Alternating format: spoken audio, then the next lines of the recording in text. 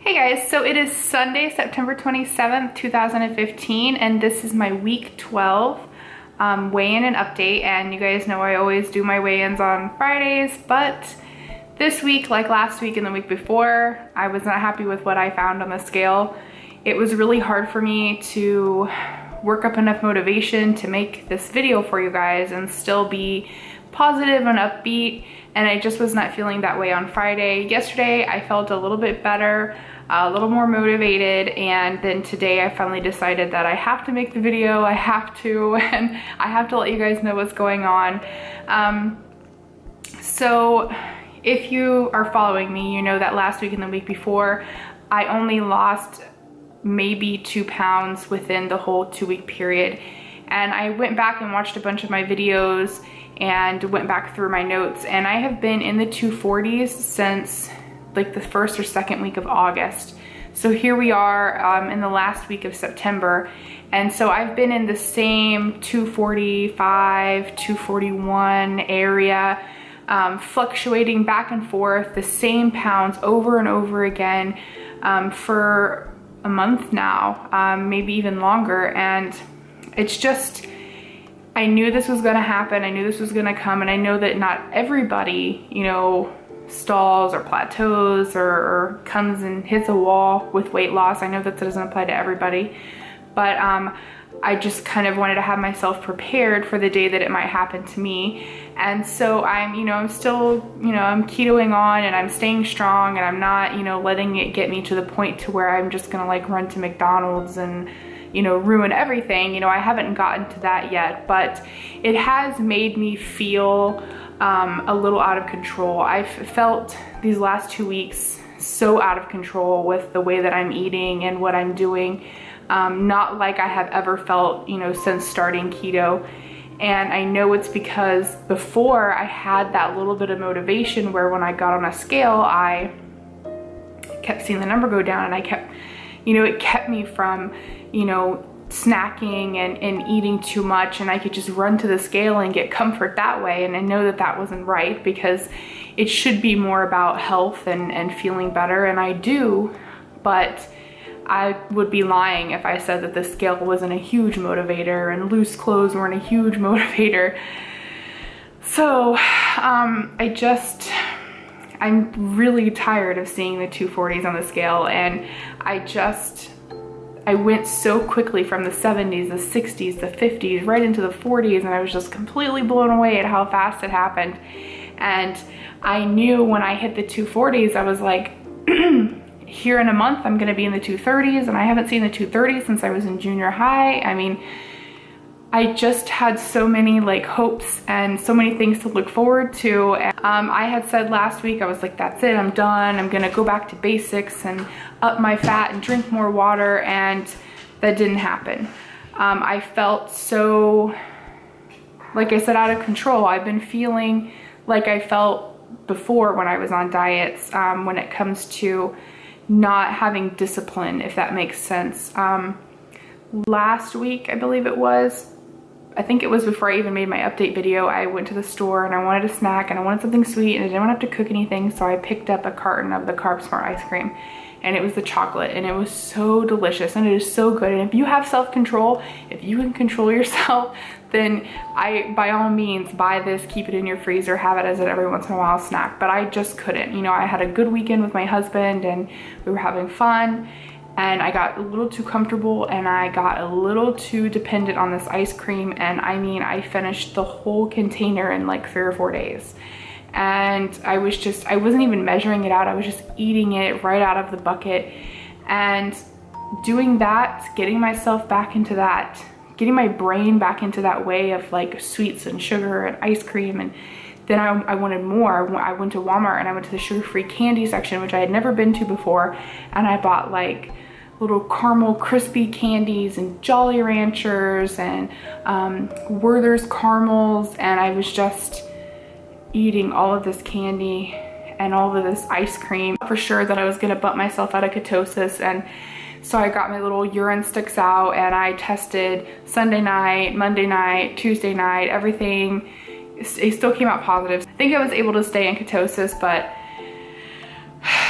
not proudly, you know, was very ashamed of what I did. And so I, you know, got rid of all of it, got it all out of the house. And there's no more candy, there's no more ice cream, there's no more sweets.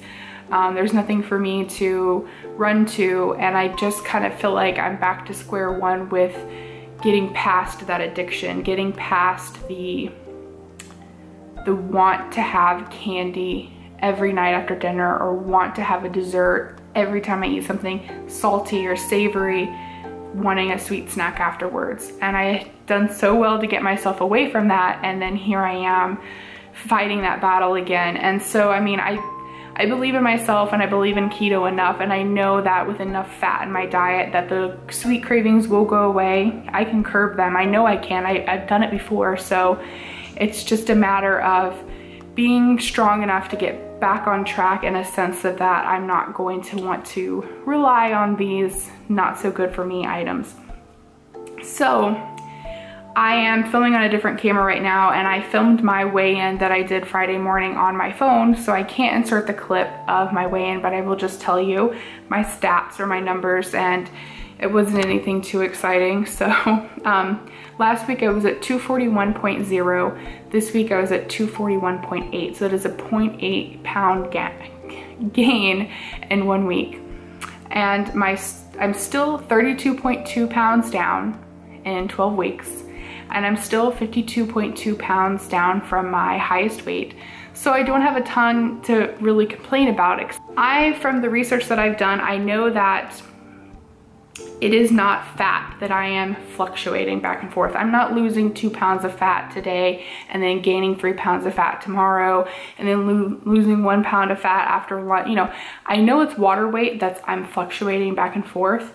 There's something that I'm eating, there's something that I'm doing that is causing me to hold on to, you know, some glycogen, causing me to hold on to this water and fluctuate back and forth. And the artificial sweeteners, that sugar-free candy, that sugar-free ice cream, I know probably is playing a huge role in the entire situation. So that is getting cut completely out. I'm not even gonna have Splenda in my coffee anymore. I'm not gonna have Splenda in my tea anymore. I got some of those, kind of like the sweet drops. It's like a pure stevia extract with no aftertaste. So that's going in my coffee and my tea from now on. I'm not sure if I'm gonna cut out the sugar-free Powerade or not, because I really rely on that like after the gym, and you know, when I'm feeling like I got a headache coming on, I need to replace some electrolytes. Instead of just having sodium, I wanna be able to get, you know, magnesium and potassium. So the sugar-free Powerade may be eliminated, it may not be, but for now I'm just gonna kind of keep it at a minimum. But getting rid of the candy and the Splenda, I feel like is gonna help. Getting rid of as much dairy as I can, because I have just been eating cheese and heavy whipping cream and cream cheese, and you know, I've just been having it in excess. And I know a lot of people say, well, I cut dairy and I got out of my stall, and I cut nuts and I got out of my stall, and I cut, you know, artificial sweeteners and I got out of my stall. So I'm doing all of it. I'm cutting the dairy down. I can't get rid of it completely. And I'm cutting out the artificial sweeteners like 90%. And then I'm gonna up my fat, up. I'm gonna just try to get as much fat in as I can a day, and then I'm also going to try my hardest to stay within 10 and 15 net carbs versus getting to my 20 every single day. I don't think this is gonna be a permanent thing. I'm kind of calling it my keto boot camp is what I've been referring to it with my friends. I started on Friday.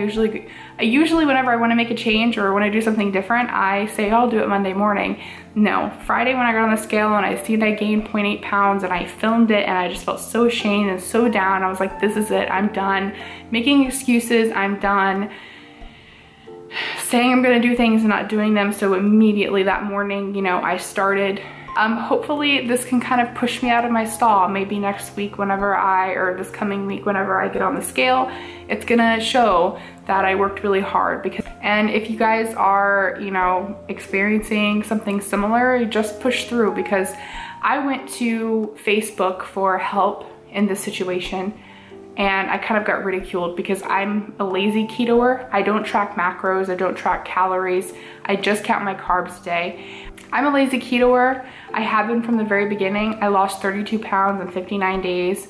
And so the point of this was that I got ridiculed because I don't track macros. People kept telling me, well, you need to adjust your macros. And I would say, I don't count macros. And then it was, like I said a bad word, like I said a dirty word. Like, some people think that it is absolutely impossible to do lazy keto, that you can't be successful, that you can't maintain weight loss or keep losing weight consistently if you're not tracking your macros. And if that's what you need to do, I am totally okay with that. You can do whatever you want. If you need that control in your life, if you need that stability, if you need to track everything that you put into your mouth or everything that you make or whatever, everything that you eat, you have to have a number for it, and it has to be calculated on like a pie graph and, you know, grams and percentages. And if that's what you feel comfortable doing and that's how you can be successful, then I say go for it. Do what you have to do. If that's the only way that you can break a stall, then do it. But me, I have been successful, and I have found many others that are successful and are doing an awesome job, and they have the same point of view as I do. You know, we're high fat, low carb, under 20 grams of carbs a day, moderate protein. You know, we're eating whole foods, no refined sugars, no starches, no processed oils and sugars, and, you know, so we're all on the same journey, just taking a different route in a way. You know, you want to track your macros and lose, you know, 50 pounds, and I want to not track my macros and lose 50 pounds. Well, then to each his own. So I then went to Instagram and asked people about them doing lazy keto. And I got so many positive things. You know, everybody kept commenting and saying, well, I don't track macros either, and I've lost this amount of weight. I lost 40 pounds, 80 pounds, 60 pounds. All of these people telling me all of their successes and how long they've been doing keto and not tracking. So, I mean, that gave me a lot of hope. That helped me remember why I'm doing this, and that I can do this the way that I want to do this. And I don't need someone else to tell me how to do it. I am more than happy to take your advice. You know, if something stalled you, then I want to hear about how you got past that and what it was and how'd you figure it out. But don't tell me that I have to do it the way that you do it in order to be successful. So I don't know where I'm going with this. I just wanted to say that I appreciate all the support that everybody gives me on Facebook or Instagram or here on YouTube. And I was just blown away at Instagram itself, because like I said, on Facebook, I didn't really get very many positive or encouraging words, but on Instagram, it reminded me why I'm here, why I'm doing this, and why I have let you guys all into my life. So hopefully my little keto boot camp works out and I can get past this stall, because I'm gonna lose my mind if I don't see the 230s soon. I've just been so anxious and just patiently waiting to see them for so long. I didn't think it would take this long, but thank you guys for watching, and I'm sorry the video is late this week. Hopefully I'll be right on time on Friday because I'll have good news. So have a nice week.